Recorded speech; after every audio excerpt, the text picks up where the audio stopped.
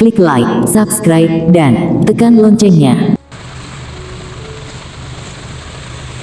Nabi Sulaiman alaihi salam adalah satu dari 25 nabi dan rasul yang disebutkan dalam Al-Quran. Sebagai utusan Allah subhanahu wa ta'ala, tentu Nabi Sulaiman dikaruniai mukjizat. Salah satu mukjizat Nabi Sulaiman yang umum dikenal ialah dapat berbicara kepada hewan dan memahami bahasanya. Dikisahkan oleh Muhammad Ghufron Hidayat melalui rahasia kekayaan Nabi Sulaiman, amalan-amalan pelimpah rezeki Nabi Sulaiman. Dalam sebuah hadits Abu Hurairah meriwayatkan ia pernah mendengar Rasulullah Shallallahu Alaihi Wasallam bersabda, Nabi Sulaiman keluar menemui orang-orang dan melihat mereka sedang meminta diturunkan hujan. Di antara mereka ada seekor semut yang menengadahkan tangannya ke langit. Lantas Nabi Sulaiman berkata, pulanglah. Doa kalian telah dikabulkan karena seekor semut. Kemampuan Nabi Sulaiman memahami bahasa semut tercantum dalam surat An-Naml ayat 18-19. Artinya, hingga ketika mereka sampai di lembah semut, berkatalah seekor semut, wahai semut-semut, masuklah ke dalam sarang-sarangmu, agar kamu tidak diinjak oleh Sulaiman dan bala tentaranya, sedangkan mereka tidak menyadari.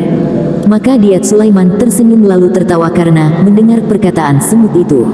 Nabi Sulaiman merupakan putra dari Nabi Daud sehingga dia mewarisi kekuasaan sekaligus kenabian dari sang ayah. Selain itu, Nabi Sulaiman juga dipandang sebagai nabi terbesar setelah Nabi Musa dan Nabi Daud. Selain berbicara dengan semut, Nabi Sulaiman juga dapat berkomunikasi dengan burung. Hal ini dilakukannya ketika sang ayah wafat. Nabi Sulaiman memanggil para burung untuk melindungi orang-orang yang mengantarkan jenazah Nabi Daud dari panasnya cahaya matahari. Dalam surat An-Naml ayat 16, Allah SWT berfirman, artinya, dan Sulaiman telah mewarisi Daud, dan Diat Sulaiman berkata, wahai manusia, kami telah diajari bahasa burung dan kami diberi segala sesuatu. Sungguh, semua ini benar-benar karunia yang nyata. Mukjizat lainnya yang dimiliki Nabi Sulaiman ialah mampu menundukkan jin sehingga mereka bekerja di bawah perintahnya dan menjadi bala tentara. Selain itu, para jin juga bekerja membantu Nabi Sulaiman membangun gedung-gedung tinggi serta pekerjaan berat lainnya. Dalam surat As-Saba, ayat 13 dijelaskan terkait para jin yang membantu Nabi Sulaiman alaihi salam. Artinya, mereka, para jin itu, bekerja untuk Sulaiman sesuai dengan apa yang dikehendakinya di antaranya, membuat gedung-gedung yang tinggi, patung-patung, piring-piring yang besarnya seperti kolam dan periuk-periuk yang tetap berada di atas tungku.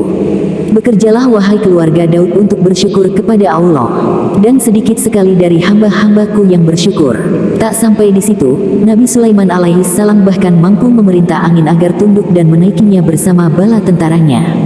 Hal ini dijelaskan dalam surat Sad ayat 36. Arab Latin, fasaharna lahur riha tajribi petik terbalik amrihi ruha petik terbalik an haisu asap. Artinya, kemudian kami tundukkan kepadanya angin yang berhembus dengan baik menurut kemana saja yang dikehendakinya. Wafatnya Nabi Sulaiman terjadi ketika beliau mendatangi sebuah pohon yang tumbuh di Baitul Maqdis. Atas kuasa Allah, Nabi Sulaiman berbicara dengan pohon tersebut, seperti dinukil dari buku kisah para nabi susunan Ibnu Katsir. Pohon yang dikenal sebagai harubah itu mengatakan dirinya tumbuh untuk meruntuhkan masjid tempatnya berdiri.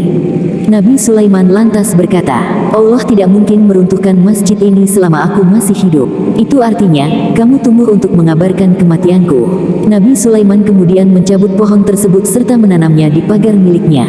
Setelah itu, beliau masuk ke dalam mihrab dan mengerjakan salat dengan bersandar pada tongkatnya. Pada sejumlah sumber dikatakan bahwa tongkat tersebut dibuat Nabi Sulaiman dengan bahan dasar pohon harubah yang sempat ia cabut. Kemudian, Nabi Sulaiman wafat tanpa diketahui oleh jin yang bekerja untuknya. Kisah wafatnya Nabi Sulaiman alaihi salam diabadikan pada surat Saba ayat 14. Artinya, maka ketika kami telah menetapkan kematian atasnya, Sulaiman tidak ada yang menunjukkan kepada mereka kematiannya itu kecuali rayap yang memakan tongkatnya.